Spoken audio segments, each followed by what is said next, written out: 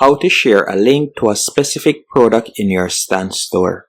The first thing you want to do once you're on your Stan Store dashboard, you're going to go over to the left hand menu option and select My Store. From here, you can see that I have two offers at the moment.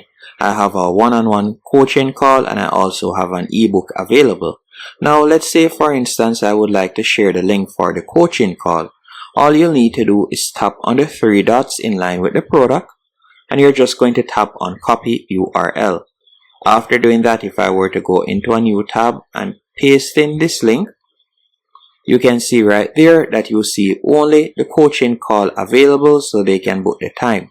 Now, if I were to go back into Stan Store and let's say copy the URL for the ebook, so let's say that's what I would like to share.